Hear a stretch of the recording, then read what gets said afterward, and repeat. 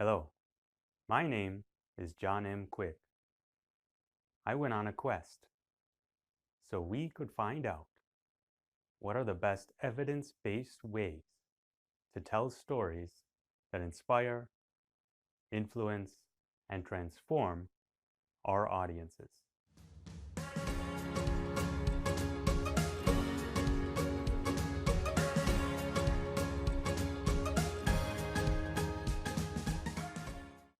The principle of simulated empathy states that stories help us simulate social experiences with others.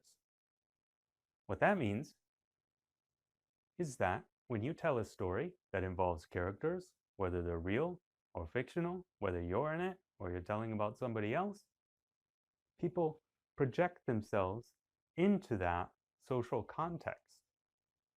And they think about what are the characters thinking, what are their actions, what are their attitudes and beliefs. Automatically, when people hear a story about people interacting, they are analyzing the social context, just like we do when we have a regular conversation with people in the real world.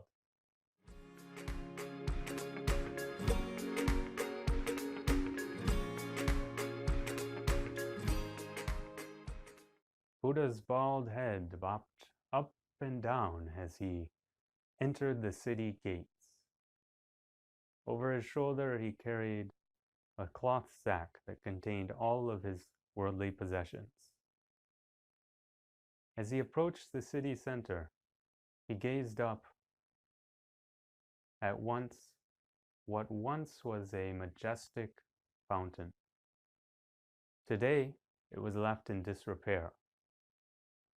The statue in the center had lost its arms. The foundation was cracking and crumbling.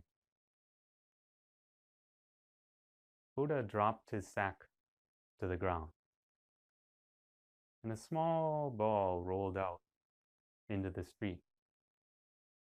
When he got done gazing at the fountain, he turned around to see a little boy peeking out from the corner of a building. The boy slowly approached with his eye on the ball. As he got within an arm's reach, he put his hand out and peeked at the Buddha. The Buddha smiled. The boy grabbed the ball. The Buddha laughed. The boy became at ease. Suddenly he took the ball and launched it into the fountain. It hit the statue in the middle and it crumbled down. The boy was scared to death. Buddha looked back at the boy and he laughed again. The boy relaxed a bit again. Squat down, he ran and he jumped into the fountain to get the ball back. Buddha turned around again. Now many more children had appeared. They ran and grabbed toys and candies and other objects out of his bag. Each time one came and grabbed it, he laughed again. The children giggled back. One by one, they jumped in the fountain and they all began to play. A few minutes later, an adult huffed and puffed and came up, red-faced, and demanded that Buddha tell him, what is going on here? What is all this ruckus in the center of my town?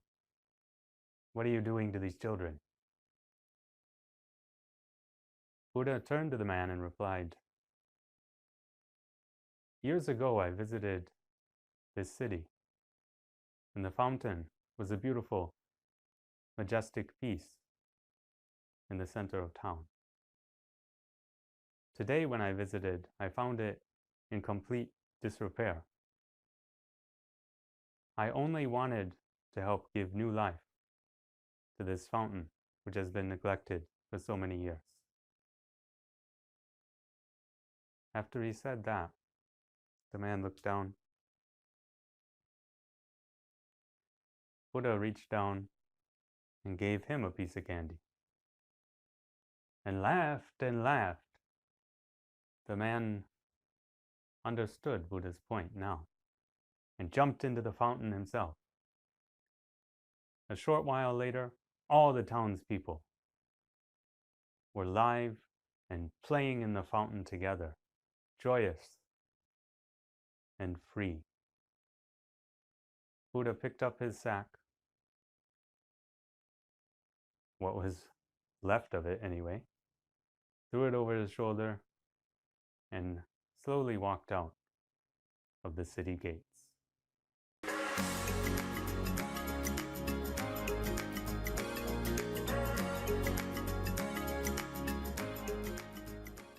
That's the story of Buddha fixing the fountain, an original story that I wrote.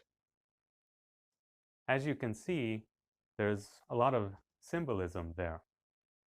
And there's also a lot of values and a lot of potential conflict to be interpreted. This is a story I might tell if I was going to discuss something like leadership or values. Why? Because the Buddha has a certain approach that's very unique and interesting in the situation. He saw a dead fountain and wanted to come up with a creative way to give it new life. Not only that, he handled certain interactions with the children and with the adults in certain ways. So there are many different meanings depending on the context that we could potentially give here. But if I just told you something like, solve out-of-the-box problems, that's not going to be very effective.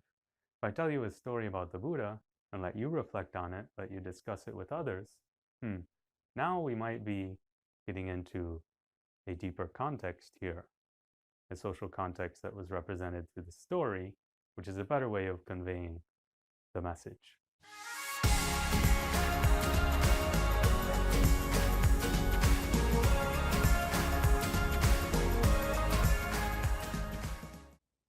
If you enjoyed this video, make sure to check out my book, The Power of Storytelling. There you'll get a whole workbook on how to craft your own stories using these principles. You can always get in touch with me, and I'll help you through a coaching process to make better stories that you can use to inspire, engage, and transform the lives of others.